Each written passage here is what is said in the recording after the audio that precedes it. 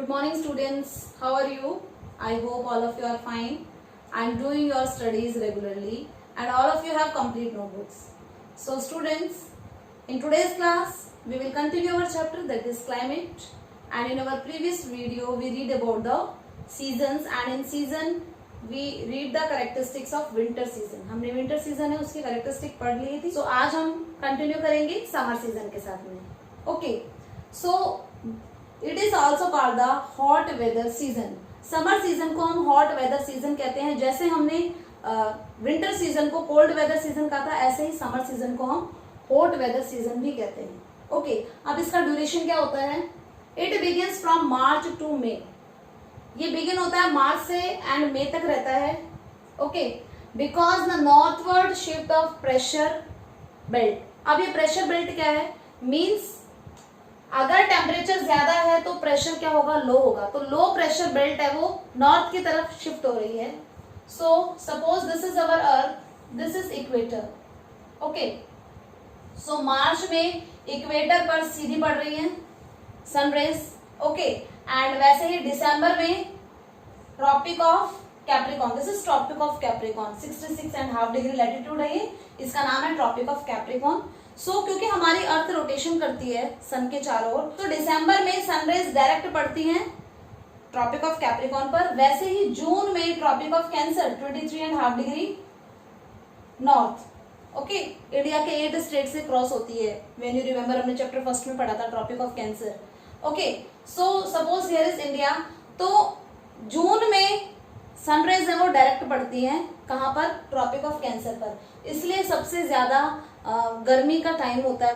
सो जैसे जैसे summer season आता है ये शिफ्ट हो जाती है ट्रॉपिक ऑफ कैंसर के पास में.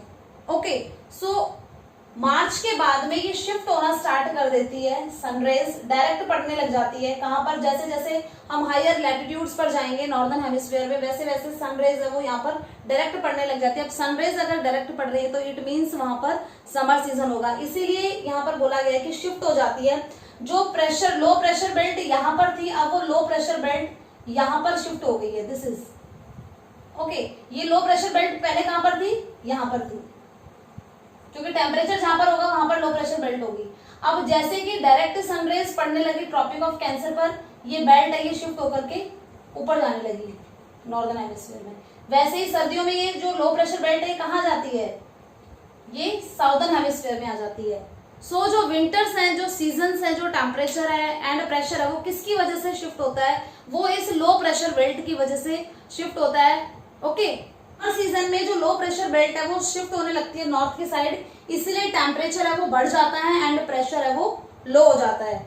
Okay, increase in temperature, temperature increase हो जाता है. आपको पता है कि जो टेम्परेचर होता है वो बहुत ज्यादा चला जाता है. एक्सेप्शन पेनिसुलर रीजन, लेकिन कुछ पेनिसुलर रीजन ऐसे हैं कि जहां पर टेम्परेचर नहीं बढ़ता है. हमने पढ़ा था ना, sir is that coastal areas में हमने ये पढ़ा था लाइक दैट. ये अरेबियन सी है, ये बे ऑफ बंगाल है. ओके, सो जो वाटर बॉडीज के आसपास के एरिया है वहां पर टेम्परेचर मॉडरेट ही रहेगा. वहां पर ज्यादा टेम्परेचर ना ही कम होता है ना ही ज्यादा होता है. सो यहाँ पर मॉडरेट क्लाइमेट है वो किसका इन्फ्लुएंस है? वो वाटर बॉडीज का. सो इंडिया के इंटीरियर में तो टेम्परेचर है वो इंक्रीज होगा, लेकिन जो ये कोस्टल रीजन है यहाँ पर टेम्परेचर इंक्रीज नहीं होगा. इसलिए यहाँ पर लिख रखा है एक्सेप्शन पेनिसुलर रीजन. पेनिसुलर के कुछ ऐसे पार्ट्स हैं जहाँ पर टेम्परेचर का कोई खास फर्क नहीं पड़ता है. Formation of low pressure over the Indian land mass. अब लो प्रेशर एरिया हो गया इंडिया में. मैंने आपको बताया ना लो प्रेशर बेल्ट है वो नॉर्दर्न हेमिस्फीयर में आने लगी है, वो इंडिया की तरफ बढ़ने लगी है क्योंकि टेम्परेचर है वो इंक्रीज हो रहा है एंड जो सनरेज है वो डायरेक्ट पड़ रही है इस रीजन पर. ओके, अब एक कैरेक्टरिस्टिक क्या है समर सीजन का? लू. लू is a strong gusty hot dry winds.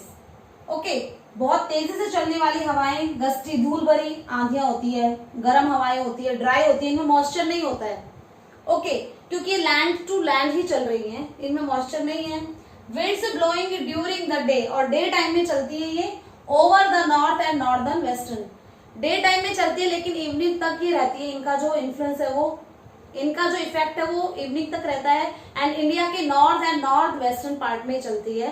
Means Ganga plane का जितना भी एरिया है, राजस्थान, हरियाणा, पंजाब, बिहार, यूपी, ओके, ये जितने भी स्टेट्स हैं यहाँ पर जो लू है, and locally they are known as loo. गर्मियों में चलने वाली तेज हवाओं को हम लोकली क्या बोलते हैं? लू बोलते हैं। Okay. Dust storms are common, जिसे हम आंधी कहते हैं। आंधी जो होती है वो गर्मी के टाइम पर आंधियां हैं, धूल भरी आंधियां, वो बहुत ज्यादा कॉमन है। Common in northern India during this time. State में रह रहे हैं, that is in also in northern India. So northern India में जो डस्ट स्टॉर्म है वो बहुत ज्यादा कॉमन होती है। It lower the temperature, but इनका एक बेनिफिट भी है, ये टेम्परेचर को लो कर देती हैं, यानी जो टेम्परेचर इंक्रीज हो रहा था उसको थोड़ा सा लो करेंगे, क्योंकि इनमें थोड़ी बहुत जो ह्यूमिडिटी होती है उसकी वजह से एक तो वहां पर कूल ब्रीज ब्लो होने लगती है एंड लाइट रेनफॉल भी हो जाती है। ओके। आपने देखा होगा कि आंधी के बाद में अक्सर मेनली थोड़ी बहुत बारिश होती है, जिसकी वजह से टेम्परेचर है वो कम हो जाता है। ओके। अब there is a important term that is Kal Baisakhi. अब ये काल बैसाखी, वेस्ट बंगाल में काल बैसाखी किस टाइम को बोला जाता है? देखिए, during the end of this season, जब समर सीजन खत्म होने लगे, मई एंड जून के बीच का। जून में तो हमने पढ़ा, ये अर्ली जून है, उसमें क्या आ जाती है? रेनफॉल आने लगती है। ओके। सो मई के एंड का टाइम है, during the end of this season, summer season के एंड तक पहुंचते पहुंचते thunderstorm, violent winds accompanied by the hails, तूफान आंधी आते हैं, जोरों से हवा चलती है, तूफान आते हैं एंड जिसमें हेल, ओले भी आते हैं। इस टाइम को हम बोलते हैं काल बैसाखी। कहां पर? वेस्ट बंगाल में। ओके। लो प्रेशर एरिया बन रहा है, सो साइक्लोन्स आ रहे हैं एंड थंडरस्टॉर्म, वायलेंट विंड चल रही है, इससे काफी नुकसान होता है, इसलिए इसको वहां पे क्या कहा जाता है? काल बैसाखी। कहां पर? वेस्ट बंगाल में। Second term is pre monsoon shower. Early June से पहले, जब मानसून आने से पहले प्री मानसून शावर मीन्स एक स्मॉल क्वांटिटी में रेनफॉल होती है, mainly in coastal regions, Kerala, Karnataka. यहाँ पर प्री मानसून शावर को, जो लाइट रेनफॉल होती है, ओके, ड्रिजलिंग होती है, उसको मैंगो शावर्स कहा जाता है, क्योंकि मैंगो के फ्रूट के लिए, मैंगो की राइपनिंग के लिए वो बहुत ज्यादा जरूरी है। यानी कि जो मैंगो है वो राइप पकेंगे तभी, तब उन्हें प्री मानसून शावर मिलेगी। कहाँ की बात कर रहे हैं? केरला एंड कर्नाटका में। इन्हें क्या कहा जाता है? Pre monsoon shower. जब ड्रिजलिंग होती है, लाइट रेनफॉल होती है, जो कि फॉर मैंगो के लिए एक राइपनिंग के लिए बहुत ज्यादा जरूरी है उनके, तभी मैंगो का जो फ्रूट है वो पक करके तैयार होता है। Okay. So Kal Baisakhi, mango shower, important terms. Kal Baisakhi in West Bengal and pre monsoon shower that is in Kerala and Karnataka. Okay. Now we read the winter season, summer season. After that we will read the advancing monsoon. Okay. So advancing monsoon season है, ये कब से कब तक होता है? It begins by early June. ये early June से मिड सितंबर तक होता है, और इसमें जो मॉनसून विंड है वो मॉइस्चर के थ्रू पूरे इंडिया में, whole India, it covers the whole India, और यहाँ पर बारिश होती है, bringing rainfall for the whole country. So advancing monsoon वो टाइम पीरियड है तब पूरी कंट्री में रेनफॉल होती है मानसून विंड्स की वजह से। Okay. The characteristics of advancing monsoon is south west wind. अब विंड का डायरेक्शन क्या है? साउथ वेस्ट है।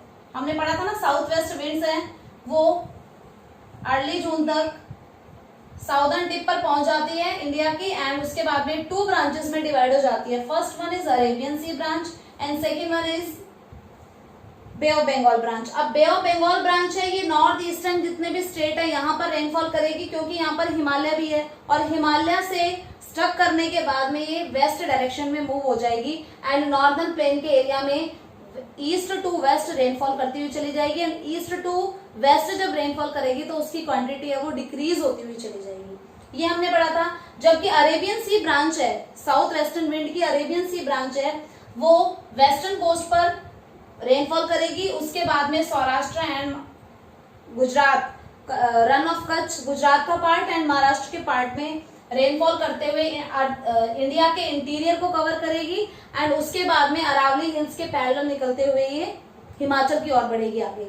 ओके। सो ये टू ब्रांचेस हमने पढ़ी थी, तो वही ये बता रहे हैं कि साउदर्न वेस्ट जो विंड्स हैं वो ब्लो होती है एंड इनकी वेलोसिटी होती है 30 किलोमीटर पर आवर। ओके। सो अब ये स्पीड कम क्यों हो गई है इनकी विंड्स की?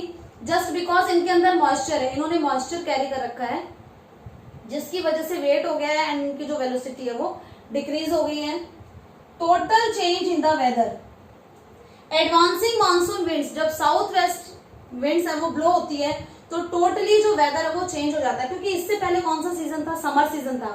समर सीजन में टेम्परेचर बहुत ज्यादा थे, जैसे जैसे रेनफॉल बढ़ेगी वैसे वैसे टेम्परेचर है वो कम होता हुआ चला जाएगा।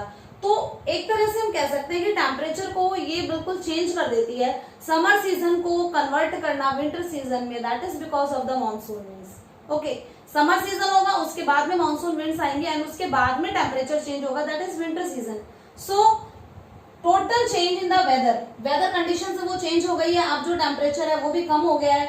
Okay, break in rainfall, there is a term in break in rainfall, rainfall में ब्रेक लगना means it has a wet and dry spells. Monsoon season में हमने देखा है, रेनफॉल सीजन में, कि कुछ दिन ऐसे होते हैं कि लगातार बारिश हो रही है, उन्हें हम कहते हैं वेट स्पेल्स, जबकि कुछ टाइम ऐसा होता है बीच का जिनमें बारिश बिल्कुल भी नहीं होती, उन्हें हम कहते हैं ड्राई स्पेल्स। तो ये मानसून सीजन की एक कैरेक्टरिस्टिक है कि इसमें ड्राई स्पेल भी होते हैं एंड वेट स्पेल्स भी होते हैं। अगर विंड्स ब्लो हो रही है, उनमें मॉइस्चर इतना ज्यादा है कि अब जो विंड्स है वो होल्ड नहीं कर सकती है मॉइस्चर को, तो कंडेंसेशन होता है, उसके बाद में बारिश होती है। लेकिन अगर मॉइस्चर इतना नहीं है विंड्स में कि वो कंडेंसेशन की प्रोसेस को करे, तो वहां पर बारिश नहीं होगी। तो कुछ टाइम ऐसा होता है कि लगातार जोरों की बारिश हो रही है कुछ दिन तक, उन्हें हम वेट स्पेल्स कहते हैं, जबकि वो टाइम पीरियड जब बिल्कुल भी बारिश नहीं होती, उन्हें हम ड्राई स्पेल्स कहते हैं। Okay, amount of rainfall receive में vary from region to region, ये भी कैरेक्टरिस्टिक है, हमें अच्छे से पता है कि अगर हम पार्ट ऑफ राजस्थान की बात करें, वहां पर इतनी रेनफॉल नहीं होती है, लद्दाख में इतनी रेनफॉल नहीं होती है जितनी रेनफॉल नॉर्थ ईस्टर्न स्टेट्स में होती है। ओके, इंटीरियर में मध्य प्रदेश, झारखंड, यहाँ पर इतनी रेनफॉल नहीं होती है। Rainfall West Bengal, Bihar, okay, Odisha, in regions में जितनी रेनफॉल होती है। तो इट में vary from place to place, एक जगह से दूसरी जगह। अब प्लेस कहाँ पर लोकेटेड है एंड जो मानसून विंड है उनका डायरेक्शन क्या है, वहां पर कंडेंसेशन होगा या नहीं होगा, इस बात पे डिपेंड करती है कि वहां पर बारिश हो रही है नहीं हो रही है। So students, it's all about today's class. आज हमने 2 सीजन है वो कवर करे हैं। First one is hot weather season, that is summer season, and second one is advancing monsoon.